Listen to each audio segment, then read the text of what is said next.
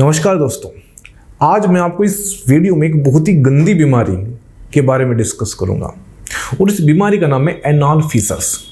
और इसको मैंने गंदी बीमारी क्यों बोला, इसके पीछे यही रीजन है कि एक तरह की ये गंदी से लेकिन तो बहुत ही ये बीमारी इतनी आसानी से ठीक होने वाली नहीं है, इसको बहुत समय चाहिए। और जो पेशेंट आता है ना, वो कहीं ना कहीं जो इस बीमारी से ग्रसित होता है वो इतना डिप्रेस रहता है और कहता है सर जब मुझे पेन होता है ना तो मुझसे सहन नहीं होता, मैं कहीं ना कहीं हर समय उदास रहता हूँ, चिड़चिड़ रहता हूँ, कहीं जाने का मन नहीं करता। क्योंकि इस बीमारी में हम इस वीडियो में क्या जानेंगे, कारण, लक्षण और सबसे बेस्ट होम्योपैथिक ट्रीटमेंट। देखिए, यदि आपको एनाल फिसर्स है या आपके परिवार में किसी को भी एनाल फिसर्स है तो ये वीडियो तो जरूर देखनी चाहिए। और जो मैं होम्योपैथिक ट्रीटमेंट बताऊंगा ना, आप उसको 1 महीना करके देखना। आपको कोई ऑपरेशन नहीं कराना पड़ेगा, कोई आपको ऐसी कोई टेक्निक या कुछ सर्जरी या इस तरह की जो आजकल चल रहा है कोई ऐसी जरूरत नहीं पड़ेगी। होम्योपैथिक ट्रीटमेंट से बहुत ही आसानी से एनाल फिसर्स ठीक हो जाते हैं, लेकिन क्या समय लगता है, थोड़ा इसमें आपको पेशेंस रखना पड़ेगा, आप ठीक हो जाओगे। तो हम पहले समझते हैं इसका क्या कारण है। देखिए, कारण क्या है एनाल फिसर्स का। एनाल फिसर्स की शुरुआत कहाँ से हुई, इसकी जननी यानी कि मदर। जितने भी मेरे पास पेशेंट आते हैं, जब ये एनाल फिसर्स के पेशेंट आते हैं तो हम उनसे लक्षण लेते हैं, उसके फिर हम उनसे कारण भी पूछते हैं।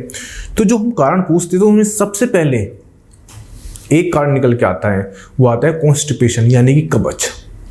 पेशेंट कहता है कि सर मैं बहुत दिनों से पेट की बीमारी से परेशान हूँ, मतलब मैं बहुत दिन से कब्ज से परेशान हूँ, मेरी कब्ज ठीक हो ही नहीं है। मैंने बहुत सी मेडिसिन भी ले ली, मेडिसिन लेता हूँ तो ठीक हो जाती है, लेकिन जैसे ही मेडिसिन मैं बंद करता हूँ मेरी जो कब्ज है फिर हो जाती है।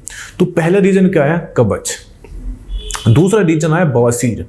और बवासीर कैसे हुई, बवासीर भी कब्ज से हुई, यानी स्टार्टिंग कहाँ से हुई, कब्ज से हुई। तो सेकंड क्या है, बवासीर। फिर आया यदि आपका जो लाइफ मतलब बैठने की है, मतलब आपकी जो सेडेंटरी लाइफ हो चुकी, सेडेंटरी लाइफ मतलब है कि आप हर समय बैठे रहते हो, अपनी बॉडी को हिलाते जुलाते नहीं है, कोई एक्सरसाइज नहीं है, कोई मूवमेंट नहीं है, इसको बोलते हैं सेडेंटरी लाइफ यानी एक आलसी भरा जीवन। तो यदि आप ऐसी जीवन जीते हैं तो उम्मीद है कि आपको पेट में कब्ज होगी, फिर बवासीर होगी और फिर एनाल फिसर्स हो गए। बहुत बार पेशेंट को देखा जाता है कि उसको बवासीर भी नहीं है, सीधे एनाल फिसर्स बन गए, लेकिन शुरुआत कब्ज से ही होती है, ये याद रखना। कहीं ना कहीं एक पेट की बीमारी है जो आपको एनाल फिसर्स में चेंज होती है। तो फिर क्या हुई, सेडेंटरी लाइफ, आपका जो लाइफ स्टाइल है ना वो कहीं ना कहीं बीमार को पैदा करता है। और लास्ट है बाहर का जितना भी आप जंक फूड खा रहे हो ना, कह सकते हैं जितना भी आप ऑयली खाना खा रहे हो। देखिए, हर चीज जुड़ी एक दूसरे से है। मैंने आपको बोला कब्ज, अब आप देखो कब्ज कहाँ से हो रही है, कब्ज हो रही है आपके लाइफ स्टाइल से, कैसे हो रही है आपके बाहर के खाने से, जो आप जंक फूड खा रहे हो, तला हुआ खा रहे हो, उससे कहाँ हो रही है, कब्ज हो रही है। और फिर हो रहा है आपको एनाल फिसर्स। तो ये 3-4 ही कारण निकल के आते हैं। जितनी भी आप खुद देख लो, यदि आपको एनाल फिसर्स है, आपको कोई जानता हो आप जिसको एनाल फिसर्स है, आप पूछना, सिर्फ ये 3 या 4 कारण निकलेंगे एनाल फिसर्स के, और कोई कारण नहीं निकलेगा। अब बात करेंगे लक्षणों की, सिम्टम्स क्या है इसके। देखिए, सिम्टम्स क्या होते हैं, जो एनाल है आपकी, एनस है आपका, वहां पर कट हो जाते हैं। फिसर्स का मतलब क्या है, कटी तो है, वहां पे छोटे छोटे कट हो जाते हैं। और पेशेंट को इतना पेन होता है जब वो स्टूल करता है, स्टूल पास करता है, उससे पहले भी दर्द होता है, और स्टूल जाने के बाद भी इतना पेन होता है कि उसको सहन नहीं होता, और कुछ भी मेथड अपना ले पेन नहीं जाता। बहुत बार पेशेंट में पस आने लग जाते हैं, जो कट होते हैं वहां पर पस आना स्टार्ट हो जाती है। और सबसे बड़ी बात है, इसमें इतनी गंदी पस आती है कि बराबर वाले इंसान को पता चल जाता है कि इसको कोई परेशानी है, इसको एनाल फिसर्स है, क्योंकि इसकी पस में बहुत बदबू आती है। पेशेंट बैठ नहीं सकता, पेशेंट चल नहीं सकता, आने के चलिए हर समय उसको दर्द रहता है, कितनी भी पेन किलर खा ले, कितने भी वो कुछ भी लगा ले, लेकिन उसका दर्द नहीं जाता। और वहाँ पर छोटे छोटे कट, किसी को बड़े बड़े कट हो जाते हैं और किसी को छोटे छोटे कट हो जाते हैं।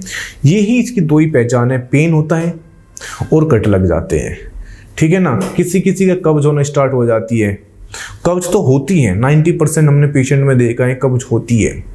तो यही मेन रीजन है, इस मतलब मेन लक्षण है एनाल फिसर्स की। लेकिन अब बात करेंगे ट्रीटमेंट की। आपको हमने कारण भी बता दिए, लक्षण भी बता दिए, लेकिन होम्योपैथिक ट्रीटमेंट क्या है। देखिए होम्योपैथिक ट्रीटमेंट, इसमें सिर्फ 2 मेडिसिन आती है। आपको यही मेडिसिन लेनी है कम से कम 15 दिन और 20 दिन या महीना। मेडिसिन का नाम है, आप नोट कर लीजिए, एक कागज पेन लीजिए। पहली मेडिसिन है रेटानिया। रेटानिया मतलब 30 पोटेंसी में लेनी है और इसकी 2-2 बूंद दिन में 3 बार लेनी है। सेकंड मेडिसिन है नाइट्रिक एसिड। नाइट्रिक एसिड आपको 30 पोटेंसी में लेनी है और इसकी भी 2-2 बूंद आपको दिन में 3 बार लेनी है। ये 2 मेडिसिन है।